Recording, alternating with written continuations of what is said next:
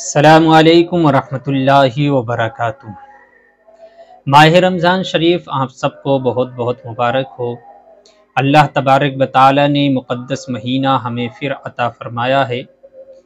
اللہ تبارک و تعالی نے اس ماہ رمضان میں ہم پر روزے رکھنا فرض کیے ہیں۔ ہر ایک مسلمان مرد عورت عاقل بالغ پر روزے رکھنا فرض ہے۔ یہ فرض الہی ہے، اس کو ہمیں ادا کرنا ضرور چاہیے کہ اللہ تعالیٰ کا فرض ہے روزے، اور انہیں ہم ہر ایک مسلمان مرد عورت عاقل بالغ کو ادا کرنی چاہیے۔ اللہ تعالیٰ فرماتا ہے یا ایھا الذین آمنوا کتب علیکم الصیام کما کتب علی الذین من قبلکم لعلکم تتقون، اے ایمان والو تم پر روزے فرض کیے گئے جیسے اگلوں پر فرض کیے گئے تھے تاکہ کہیں تمہیں پرہیزگاری ملے۔ یعنی اس آیت سے پتہ چلا کہ مسلمانوں پر جو ہے وہ روزے فرض کیے گئے ہیں، اور ہم سے پہلے والوں پر بھی روزے فرض کیے گئے تھے، تو یہ مقدس مہینہ سعادتوں والا مہینہ ملا ہے۔ سعادت کے جلبے میں رحمت پروردگار آئی، مسلمانوں کے گھر چل کر خدا کا لطف عام آیا۔ یہ مقدس مہینہ بڑا برکتوں والا مہینہ ہے۔ اب ہمیں اس پر بات کرنی ہے کہ ماہ رمضان ہی کو اللہ تبارک و تعالی نے روزوں کے لیے کیوں منتخب فرمایا ہے۔ باقی 11 مہینے میں سے اور بھی مہینے ہیں، بڑی برکتوں والے بھی مہینے ہیں، تو پھر ان میں سے کیوں نہیں روزوں کے لیے مہینے کو منتخب کیا گیا؟ رمضان ہی کے مہینے کو کیوں منتخب فرمایا گیا؟ حضرات، اسلام میں اکثر اعمال کے پیچھے کسی نہ کسی نیک بندے کا جو ہے وہ اس کی یاد اور اس کا مقصد موجود ہوتا ہے، یعنی اس کی یاد موجود و مقصود ہوا کرتی ہے۔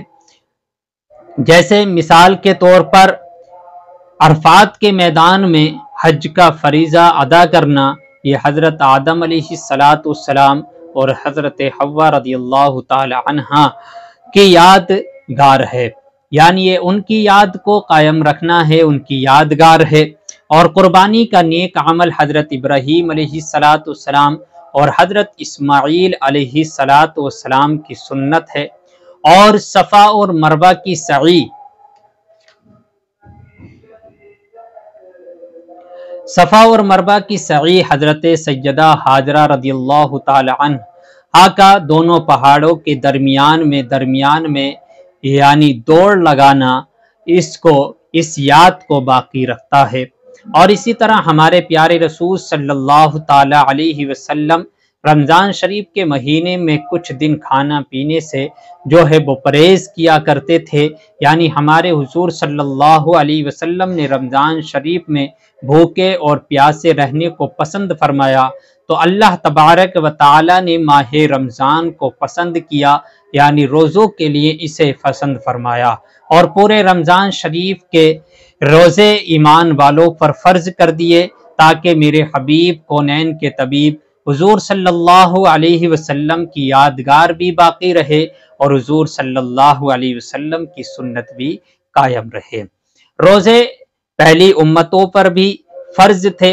حضرت آدم علیہ السلام ہر مہینے کی 13-14-15 کو روزہ رکھتے تھے، اور حضرت نوح علیہ السلام پورا سال روزہ رکھتے تھے۔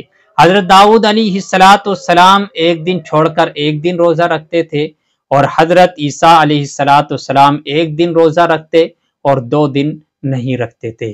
روزے کا فائدہ کیا ہے؟